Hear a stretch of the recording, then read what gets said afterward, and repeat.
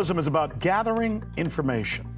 And that is why I, Rick Sanchez, an American journalist, am here in Moscow.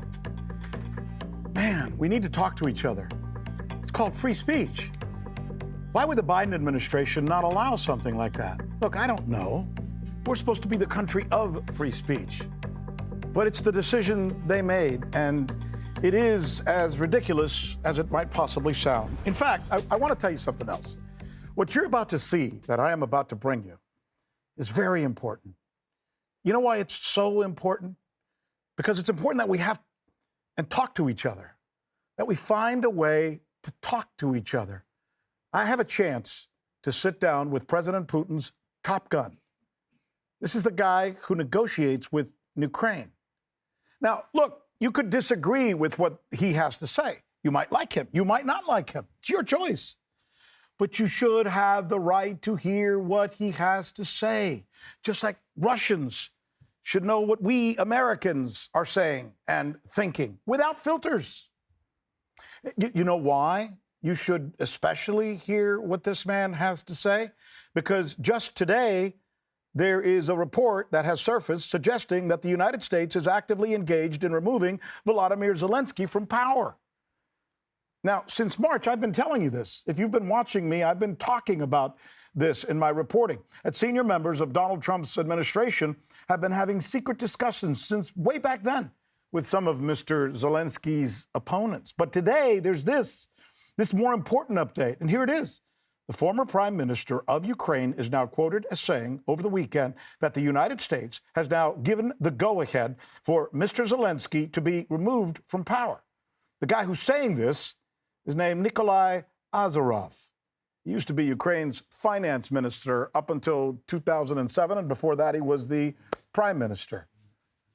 He says Zelensky will be replaced by the head of the Ukrainian legislature, or the Rada as they call it, and they will then choose a president who will shape the new political landscape of Ukraine. Important to note, no comment, as far as we can tell so far, on this from Washington or from Russia, officially. But this is the kind of thing that goes right to the heart of this exclusive conversation that I am about to share with you. Let me tell you about who this is. This is Vladimir Medinsky. See him? He is the lead negotiator responsible for coming up with a deal to end the war in Ukraine. I mean, this is Mr. Putin's guy, right? He's also one of Russia's most respected thinkers and historians. You're going to hear me, as I talk to him, challenge him on his freedom to reach a deal, or whether he's even allowed to. Is he getting resistance from Mr. Putin, who maybe, or somebody else in the Russian government, who maybe doesn't want him to do that, to reach that deal? You're going to be fascinated by what he has to say. You're going to be fascinated to hear him explain how much he likes his Ukrainian counterparts, the people he's sitting there talking to. He says, I like them. But how he fears at the same time, as he tells me, that they're frightened, that they're scared. They're even afraid that they might possibly be assassinated, he says, for agreeing to a deal. Now, ask yourself, why would he say that? Why would he say that the people he's talking to are afraid that they might be assassinated? You're going to hear him respond as well to why many Russians are mad at him and mad at Mr. Putin. And you're also going to hear him react to President Trump and the big three, Starmer, Merz, and Macron, who he says are bigfooting Ukraine. Bigfooting Ukraine. Here now, my exclusive discussion with Vladimir Medinsky. This is such an important conversation that you and I are about to have, because there are hundreds of millions of people around the world who I hope will hear this conversation that you and I have. And many of them who live in the West have been asking strange questions, in many ways because they're led to believe that Russia is not serious about negotiating a peace deal with Ukraine. I've heard say neither side really wants a peace deal. And in fact, I've even heard my friend Marco Rubio say it. I've heard my president intimate the same thing. So the question is, and I think this is important to get it on the record. Is Russia committed to a good faith negotiation to find a peace deal with Ukraine? And there are no barriers on you, neither from Mr. Putin or from the Russian government, to achieve that aim.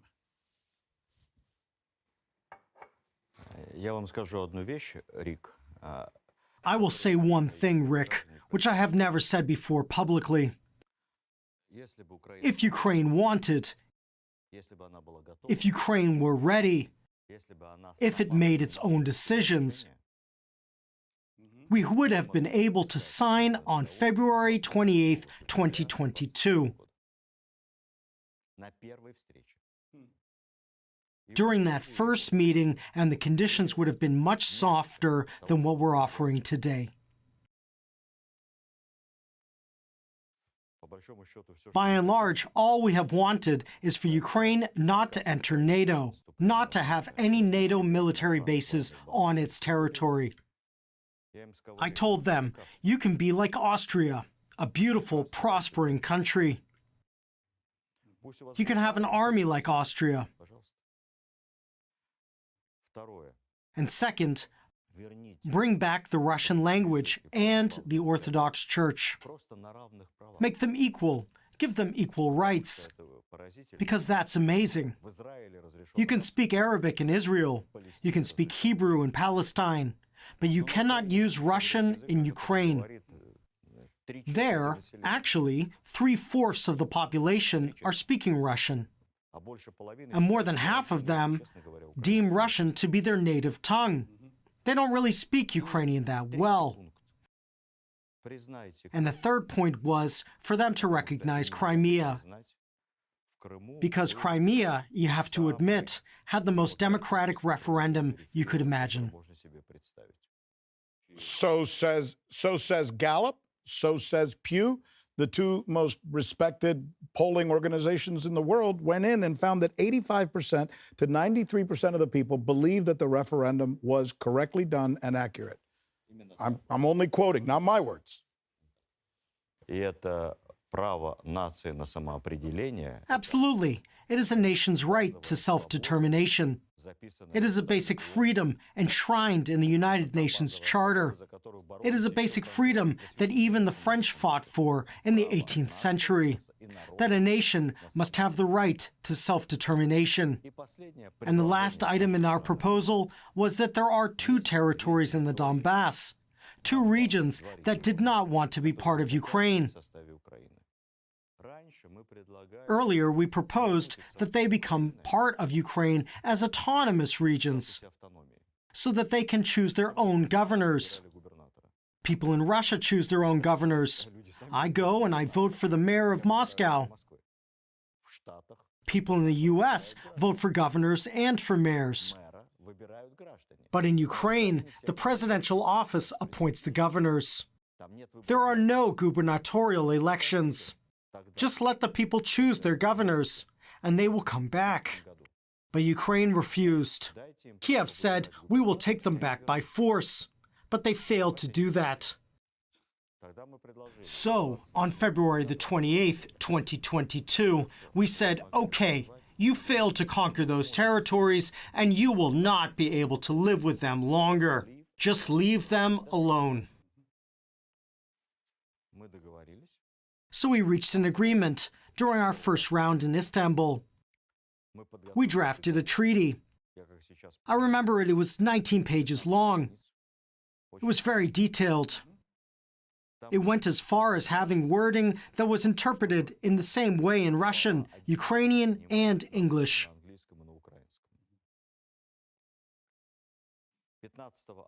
So on the 15th of April, President Putin reviewed the treaty, and he made one amendment as a lawyer. That's his first education. I transmitted it to Zelensky, and then Zelensky was silent for weeks.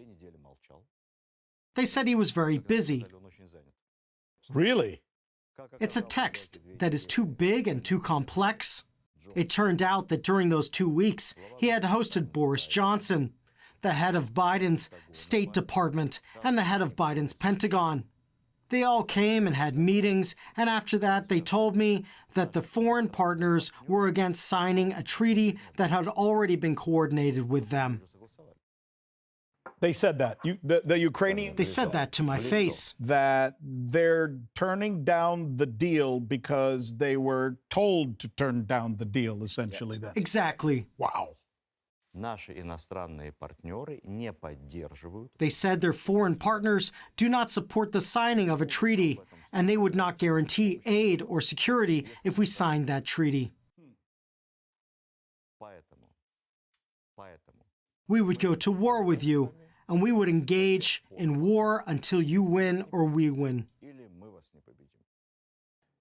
Let me ask you, because I want to be fair, and I just asked you, and it seems you're giving me a forthright answer, that indeed you have come in with essentially the same plan that you offered 2 years ago, again, and it has not changed.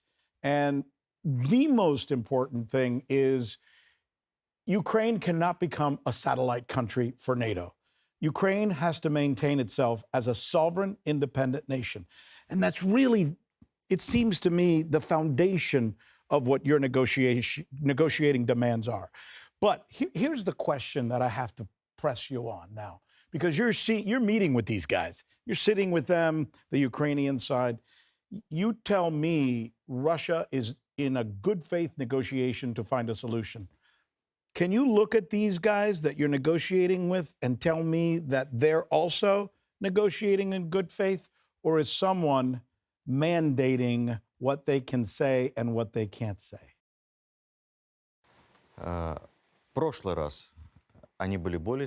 Last time they were more independent, and there was more freedom in their actions, and now I see that they're less independent.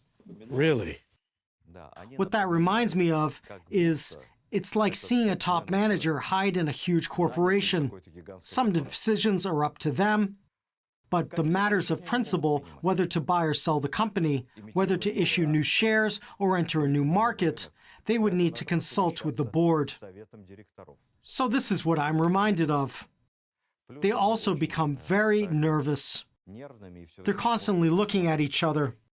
It feels as if they're watching each other. In the negotiations, right. Like they were afraid? Like, did you sense like a tension? Like they were afraid to commit or to say anything? Well, it's no surprise. As that time, they had a small delegation, 5 or 6 people, and after the talks, one of them was assassinated right after the talks finished. And it was the Ukrainian security service that killed him. Denis Kireyev, March 2022, unofficial participant in the talks, killed, we think, by SBU, interestingly enough. Do you believe? They never said he wasn't killed by the Ukrainian security service. He was killed by their security service in downtown Kiev.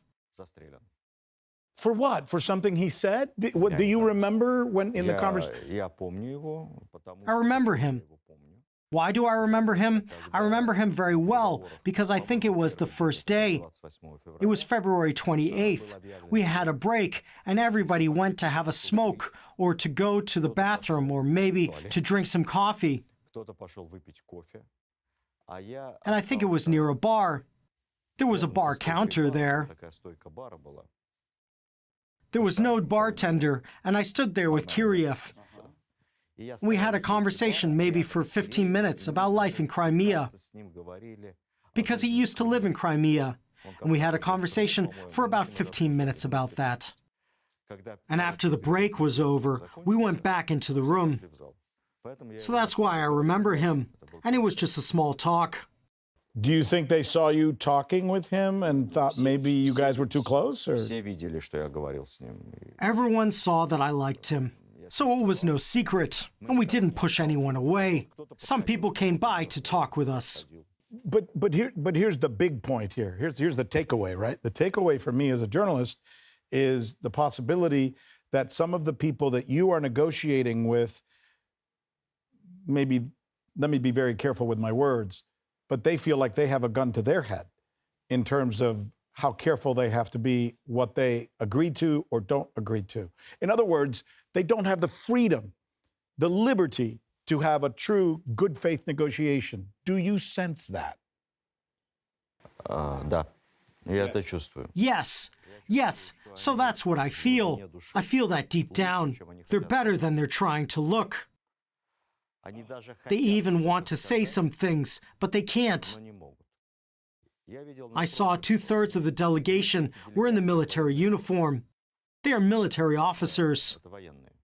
And I look into their eyes. First, they're no different from Russian people.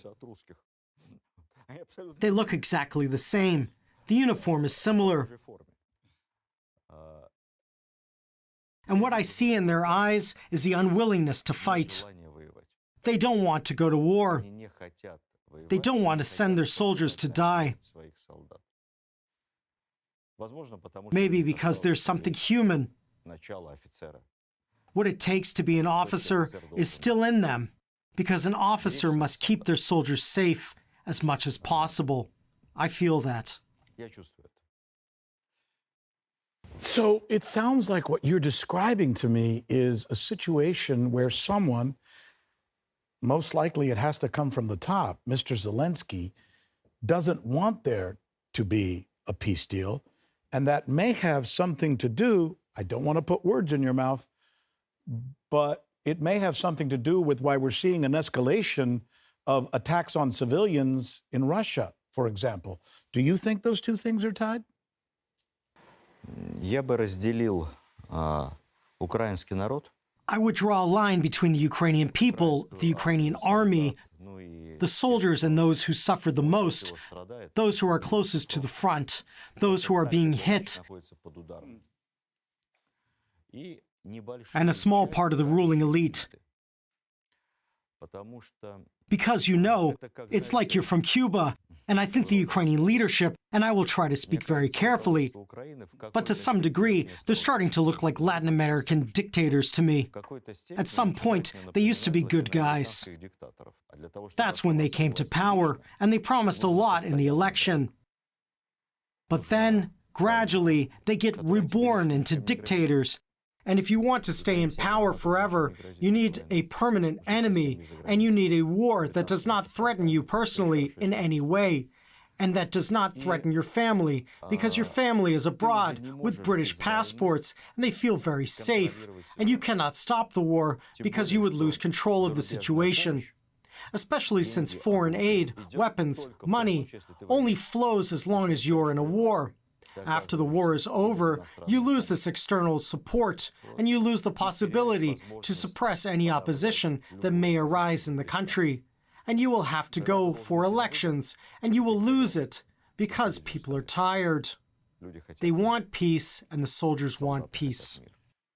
So you're saying the war is a necessity for the ruling party, including Mr. Zelensky in Ukraine, where for Russia, it's not a necessity. Конечно. Нам война вообще не нужна. Yes, absolutely. We don't need a war at all. So why did Ukraine see its situation deteriorate so much? Because 4 of its regions had referendums, and now they're part of Russia, officially. And Russia cannot leave those territories because it would be a betrayal for those people. You cannot betray the people.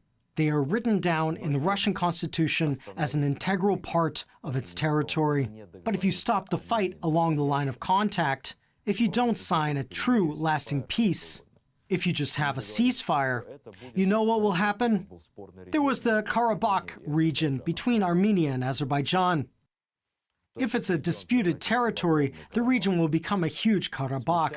And at some point, Ukraine, together with NATO, or if it becomes part of NATO, will try to get it back with force. And it will be the end of the world. It will be a nuclear war. We don't want to have a huge Karabakh. We don't want to have a pretext for a nuclear war on our side. A territory that will not be recognized by anyone will cause trouble. So we want to stop with a lasting peace and to have the territories recognized. Would you say that Russia's reaction thus far throughout this war has actually been mild-mannered? Let me tell you why I'm asking you this question. I've only been in Moscow for 3 weeks, maybe 4 weeks, so I don't know. but I talk to people because I'm a journalist. So I talk to drivers, I talk to people, and they love speaking English, so they all come and talk to me. And I find that most Muscovites and most Russians are angry at Mr. Putin and at you because too much talk, tired of talking. What those people are doing to us is horrible, they say to me, and it's time to start lobbing bombs and getting rid of them. We're mad at those people. Do you feel that? And you're a peacemaker. What is your reaction to that feeling, if I'm right, if you think I'm right?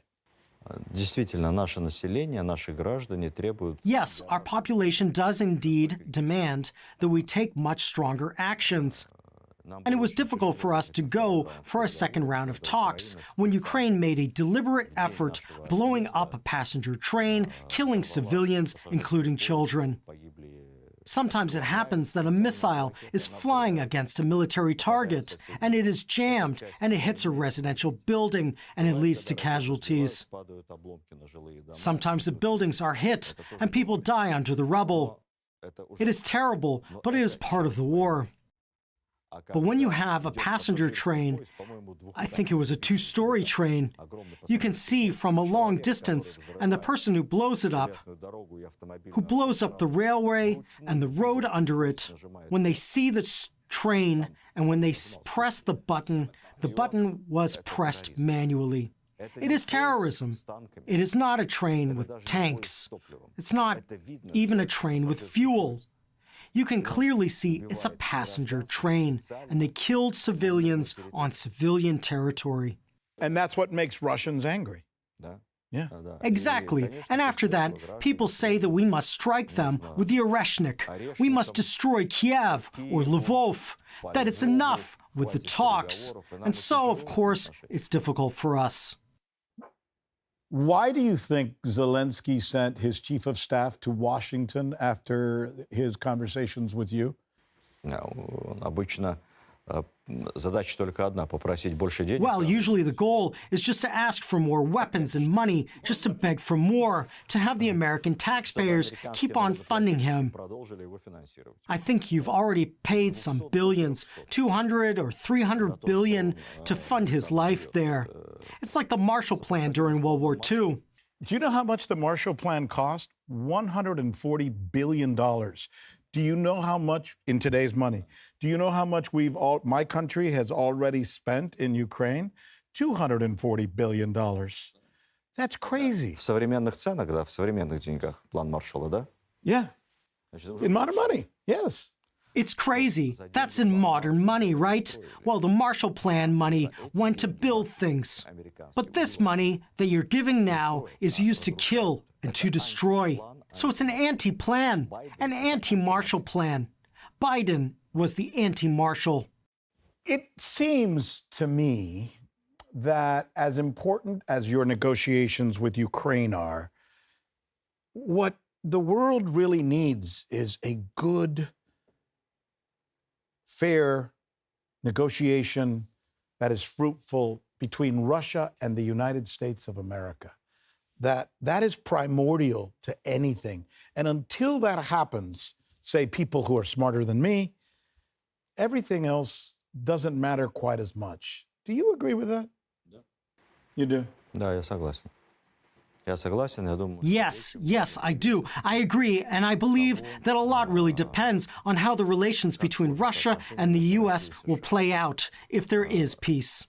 The United States will not only stop spending so much money on the war and destruction, it will get huge economic benefits because you signed a treaty on rare earths. And all of those rare earths are just a tiny share of the incredible riches that are available in Russia and of how much American businesses and American citizens could get through investment projects in Russia, through partnership with Russia and mutually beneficial trade. I need to ask you as well about this deal that you offered to return the remains of some 6,000 soldiers. I'm trying to understand why Ukraine is so freaked out about this. Like they're like totally, I mean, they wigged out like it's insulting, like they're angry because you want to send 6,000 soldiers. It seems like a strange thing to be angry about. Мы думали, они скажут нам спасибо. We thought they would say thank you because 6,000 families would get a decent burial for their sons and husbands. They would be able to give them a Christian burial in the ground. Currently, they're frozen in their uniforms, the Ukrainian army uniforms. Some of them have documents in cellophane. The Red Cross gave us those bags, and they're lying there in those bags. It's several trains worth of refrigerator cars, actually, and I want to tell you that part of this 6,000, namely 1,200, are at the Ukrainian border. The authorities are refusing to accept those bodies. Why? First, it is difficult for them to acknowledge such big losses. We also told them that they can use our refrigerators to reciprocate and to give us the bodies of Russian soldiers. And, most of all, in 2022, I believe, Ukraine adopted a law for families of the fallen to get compensation, which is fairly big. And from American money, of course. But the money that the United States and Europe gave Ukraine is not used for compensation. It is being used for other things. And it is up to you to investigate those things. It's about $350,000 per one confirmed death. That is what the American taxpayer is paying for. 350,000 times 6,000 comes out to more than $2 billion. Does it? Да. Да. So, Но этих денег нет. Они потрачены. И никто платить их не хочет. But the money is not there. It has been used up, and nobody wants to pay them. I think Ukraine has not paid anyone since they adopted the law. They announced that someone is missing in action, and so the families cannot get compensation. As announcing the deaths would mean that they would be officially recognized as eligible for compensation. So, as one of my American friends says, whatever they tell you, remember that ultimately it's about money. they're acting like they're mad because this is not a good deal, but in actuality, it's an act. What they're really saying is, we don't want to pay $2 billion. And I think that's maybe what these numbers seem to bear out. Let's go back to the negotiations. Maybe we need to finish there, because I hope, and I think most people in the world hope, that we can have some kind of solution here. I mean, I know people throw out the term World War III, and this is all about world peace, and it really is. So we all hope, you being the lead peacemaker, that you can find it within yourself and within your abilities to make them understand why it's so important for the good of Ukraine, especially, but also for the good of Russia and for the good of the world, to come up with some peace deal. You spoke in a private meeting for 2.5 hours after the last session. Did you get a sense, talking to those officials, that maybe there's a little more ability there or a little more room for compromise, or yet? Вот когда с ними разговариваешь, с членами украинской делегации. When you talk to the members of the Ukrainian delegation without cameras, unofficially, they are decent people, by and large. And they want to stop the bloodshed, in principle. But the problem, as I think, is that Europe, the current shareholders who deem themselves to be the shareholders and the owners of Ukraine, do not allow Ukraine and its top management to reach agreements that would be beneficial for Ukraine. The head of the previous Ukrainian delegation, he's a smart guy. I would say he's intelligent and flexible. He's a good negotiator. So he told me at one point, he said, Vladimir, it's easy for you. You have one boss, and I have 3. Merce, Macron, Starmer. Ну, тогда это был... Well, back then, those were different names in 2022, but yes. Yes, but no different. Это самая большая проблема. So that is the biggest problem. If they're guided by the Ukrainian people's interests, I see that they're living people, and they're human. I see it in their eyes, and they realize they can get to an agreement rather quickly on acceptable terms. So what is the difference between Trump and Biden? is very simple. Trump says America first, that American interests must come first, and he doesn't care about the rest, and all the other problems in the world will be viewed through the benefit to Americans. That position is entirely clear, and that is the only way a head of a country must behave. They should not think about Britain's, the EU's, or even China's interests. Trump thinks about American interests, and Ukraine must think about Ukrainian interests. That's that. And that leads me maybe to, you and I could talk forever, and I don't want to take, you're a very busy man, and you're doing some very important things. And I probably would like to finish with that. Mr. Trump and your expectations of what he is doing and what he can do. I also want to mention something because I'm here interviewing you. I want all of you who are watching this interview to know that Mr. Medinsky and I did not speak before this interview. He did not know what I was going to ask him. He did not supply me his questions. This is a complete, open, and honest conversation, and that's all it's ever been. And I only say that to underscore that oftentimes, and it makes me angry when the West thinks that their brand of journalism is better than ours. It's not. It's not. You and I did not speak, right? Nothing. Everything has been fresh, two guys having a conversation. So, which leads me to my last question, and this is important as well. There's a power struggle in America right now. There are those who truly believe that our foreign policy needs to change. There are the Mearsheimers, there are the Jeffrey Sachs, my friend Tucker, Colonel McGregor. A lot of people are now coming to the realization that we are fighting endless wars for no good reason other than to make a few people rich and the rest of the country is getting no advantage of it. So it's starting to filter through the country, but Mr. Trump still has to deal with those who don't want that. The neocons, the war profiteers. Sitting back looking at so far what he's done in just the 4 or 5 months he's there, do you think he's negotiating both sides well? What advice would you give our president? Я никто, чтобы давать советы. I'm in no position to give advice. I just listen to what Trump says, and his national conservatism is entirely understandable.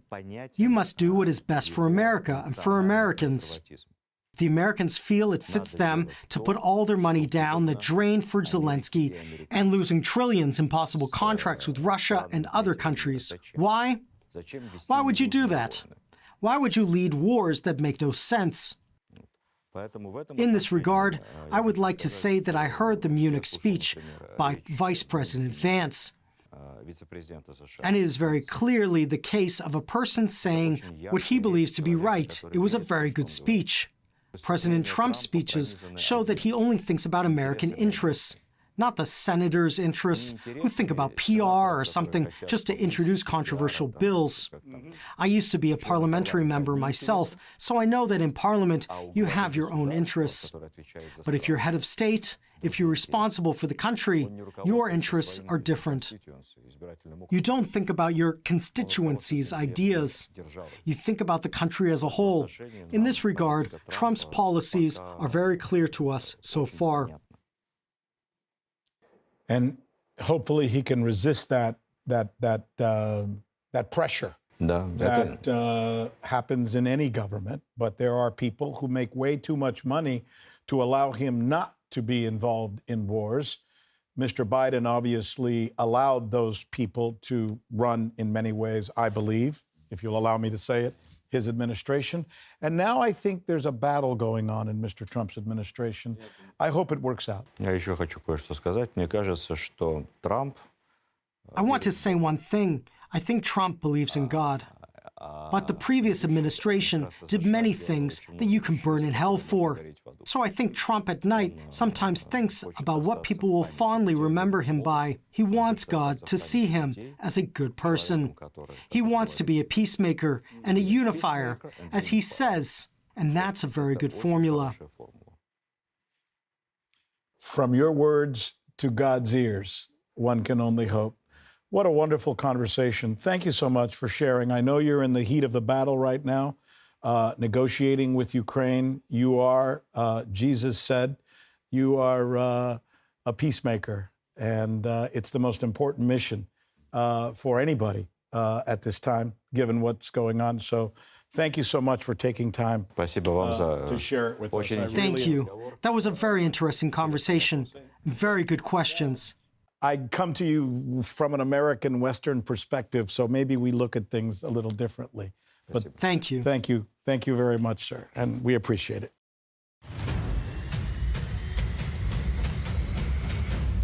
Look, whether you agree or disagree with Mr. Medinsky, there's one thing there that I think we all can agree on. His voice, what he has to say, should be heard by hundreds and millions of people. It's important. And you know what? I think it will be.